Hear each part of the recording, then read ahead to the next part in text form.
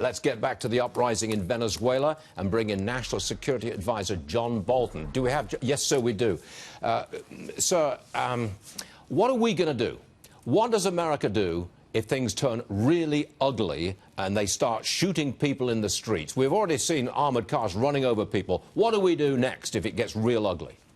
Well, we've made it clear for some time now that the Maduro government, the Cubans, the Russians should not do anything that puts innocent civilians in harm's way. We expect them not to go after Juan Guaido and the opposition. We've made this as clear as we can. The president has said repeatedly all options are on the table. We're not going to get into specifics. But it's one reason why we've tried to apply as much economic pressure on the regime and on Cuba as we have. We want to bring this to a peaceful resolution. That's our objective. That's the objective of the people of Venezuela. It's the regime that stands in the way.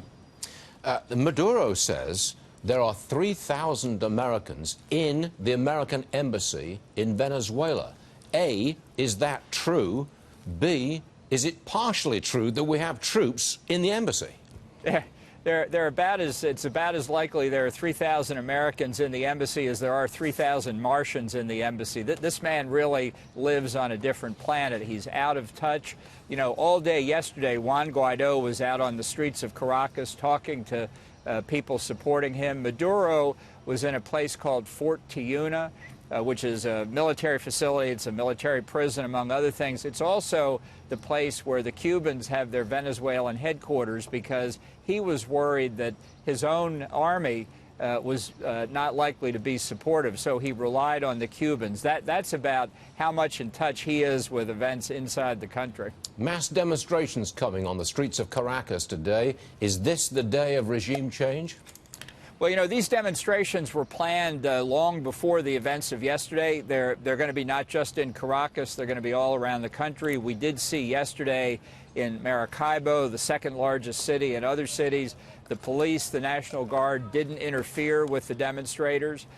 So had there not been this intimidation and violence yesterday, we would have expected that you'd have very large demonstrations today. We still expect that, but we're going to watch the situation very closely.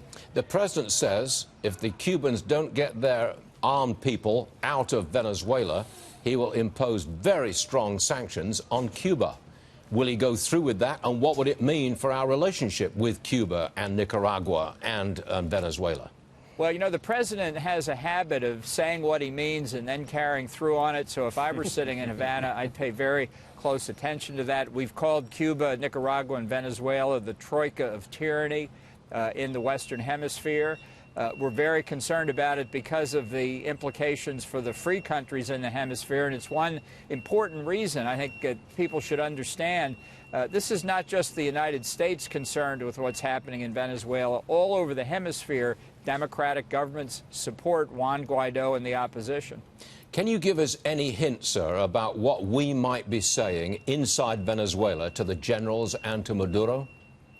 Well, most of the conversation that's going on is by members of the opposition, and they're saying quite clearly, you need to come away from the Maduro regime. It's not sustainable in power. Just yesterday, we saw a number of top Venezuelan government officials renege on commitments that they made to support the opposition. One day, the written documents they were about to sign will come out for the history books. But what that means inside Maduro's government is that you've got a bunch of scorpions in a bottle. They can't trust each other. Maduro looks at his generals. He doesn't know if they're planning to go over the opposition or not. He just is not going to continue in power very long. And that's why I think it's important to stay on this, to keep the pressure up. We're going to be meeting later today at the White House in a National Security Council principals meeting to consider other steps to take. I think that's important to do, and we'll see what happens next. I'm sure you saw it, sir, but there's a headline in yesterday's Financial Times. It says, Iranian economy collapses under the weight of White House sanctions. Now, collapse is a very strong word. Are we on the verge of a real success with Iran? Look, the Iranian government has never demonstrated a strategic decision to give up its pursuit of nuclear weapons. Its support for terrorism has increased. since it signed the Iran nuclear deal. Its malign activities all over the Middle East have increased. Their terrorist activities in Europe, as an example, have been exposed. This is a regime that hasn't learned yet. That's why we have eliminated the waivers for the purchase of Iranian oil. It's why we've put other sanctions on. That's what maximum pressure means. I think the people of Iran would love to find a way to get another government. It's the Revolutionary Guard that prevent it from happening. It's why we've designated them a foreign terrorist organization. So, yeah, we'll keep the pressure up on the government of Iran until, as the British say, until the pips squeak. Yeah, right. I remember that expression from way back when. Real fast, if I may, is there such a thing as the Situation Room, and you're going to be in it, watching developments in Venezuela moment to moment? Well, that's where we'll be this afternoon at 2 o'clock. That's right. Okay. John Bolton, thank you very much for joining us, sir. We appreciate it. Thank you, sir. Thank you, Stuart. Yes, sir.